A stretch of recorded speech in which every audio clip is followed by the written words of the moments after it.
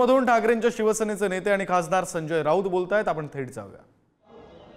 धारावीतल्या जनतेचा नव्हे तर संपूर्ण मुंबईतल्या जनतेचा या अडाणी पुनर्वसन प्रकल्पाला विरोध आहे. हा धारावी पुनर्वसन प्रकल्प नाही आहे. हा नरेंद्र मोदींचे लाडके मित्र गौतम अडाणी यांचा पुनर्वसन प्रकल्प आहे. संपूर्ण देशच त्यांना दिलेला आहे. जिथे जमीन मोकळी दिसली का तिथे अडाणीचा बोर्ड लागतो. पण धारावी हा नुसता जमिनीचा तुकडा नाही आहे. ही मुंबईसाठी अत्यंत महत्त्वाचा असा भूखंड आहे. लाखो लोकांच्या घराचा रोजगाराचा प्रश्न तिथे निर्माण झालेला आहे आणि धारावीच्या निमित्तानं संपूर्ण मुंबई अडाणीच्या घशात घालण्याचा हा डाव आहे. मुंबईतली मिठागर, मुंबईतल्या मोक्याच्या जमिनी, मुंबईतली मदर डेअरीसारखी जागा ही धारावी प्रकल्पाच्या नावाखाली अडाणींना दिली जात असेल तर संपूर्ण मुंबई या अडाणीच्या प्रकल्पाविरुद्ध रस्त्यावरती आल्याशिवाय राहणार नाही. आणि स्वतः उद्धव ठाकरे साहेबांनी असतील किंवा त्या भागाच्या काँग्रेसच्या नेत्या आणि खासदार वर्षा गायकवाड असतील, सगळ्यांची हीच भूमिका आहे. तर राहुल गांधींच्या विरोधामध्ये काँग्रेस भाजप रस्त्यावरती उतरते. राहुल गांधींनी आरक्षणासंदर्भात जे वक्तव्य केलं, कोणत्या संदर्भात? आरक्षण संदर्भात त्यांनी एक वक्तव्य केलं. राहुल गांधींचं जे वक्तव्य आहे आरक्षणासंदर्भात हे नेहमीप्रमाणे भाजपनं मोडून तोडून समोर आणलेलं. आरक्षण रद्द करू अशा प्रकारचं कोणतंही वक्तव्य राहुल गांधींनी केल्याचं माझ्या तरी ऐकण्यात आणि वाचण्यात नाही. मी त्यांची मुलाखत संपूर्ण ऐकली. भारतीय जनता पक्षाला पूर्ण ऐकण्याची सवय नाही.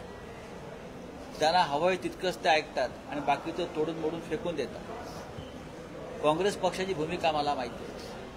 किंवा डॉक्टर बाबासाहेब आंबेडकरांच्या आरक्षणाविषयीची भूमिका काय ही मला माहिती आहे. जोपर्यंत समाजामध्ये विषमता आहे, समान न्यायाचं तत्व लागू होत नाही, दुर्बल समाज आहे, त्याला न्याय मिळत नाही, तोपर्यंत आरक्षण राहील. अशा प्रकारची भूमिका आमच्या शरद पवारांच्या बद्दल पण ते घेरण्याचा प्रयत्न करतात. कुणीतरी ज्ञानेश महारावांनी वक्तव्य केलं आणि त्याचा राग जो आहे तो शरद पवार म्हणून शरद पवारांच्या पुतळी. भारतीय जनता पक्षाचं एक नेहमीचं धोरण असतं वातावरण खराब करायचं. महाराष्ट्रात दंगली घडवायच्या, समाजात फूट पाडायची. मग दुसरं काही कोण बोलत असेल तर मग शरद पवार असतील, माननीय उद्धव ठाकरे असतील, यांना ते वक्तव्य जोडायचं. पण असे तुम्ही कितीही उपक्रम कार्यक्रम पार पाडले तरी तुम्हाला विधानसभा निवडणुका जिंकता येणार नाही. हे सत्य आहे. मनसेने मुस्लिम बांधवांसाठी अजमेर यात्रेचं आयोजन केलेलं आहे. खरं तर मध्यंतरीच्या काळामध्ये अतिशय कट्टर हिंदुत्ववादी पक्ष म्हणून मनसेने स्वतःची ओळख निर्माण केलेली होती. आता हे मनसे मवाळ भूमिका ही मनसे वगैरे पक्षात त्यांना कोणत्याही भूमिका असण्याचं कारण नाही. पण एखाद्या समाजासाठी, मुसलमानांसाठी अजमेरची यात्रा काय म्हणते तुम्ही, ते काय केलंय त्यांनी, तीर्थक्षेत्र, तीर्थावर जाण्यासाठी जर काही तयारी केली असेल तर त्याच्यामध्ये वाईट वाटण्याचं कारण नाही. याच्यामध्ये हिंदुत्वाचा किंवा इतर धर्माचा प्रश्न येतो कुठे?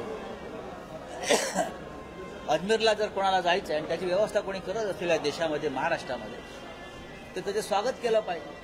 मनसेला जरी सुबुद्धी सुचली असेल तर मी त्यांचं स्वागत करतो. आपण शिवसेना जे आहे ठाकरे गट म्हणजे आपला गट जो आहे तो आज सुप्रीम कोर्टामध्ये तारीख मेन्शन करण्यासाठी प्रयत्न करणार आहे आणि उत्तर प्रदेशांना तारीख जी आहे ती फिक्स ठरवावी की या तारखेला आमचा निकाल होईल. मला असं वाटत नाही की चंद्रचूड जोपर्यंत त्या खुर्चीवर आहेत तोपर्यंत आम्हाला न्याय मिळेल. कारण चंद्रचूड यांना न्याय द्यायचा असता आम्हाला. हे घटनाबाह्य सरकार या घटनेचे रखवालदार आहेत. सरन्यायाधीश या देशाच्या संविधानाचे चौकीदार आहेत आणि या राज्यातलं घटनाबाह्य सरकार हे नरेंद्र मोदी, अमित शहा यांच्या प्रेरणेनं आलेलं आहे. संविधान विरोधी सरकार.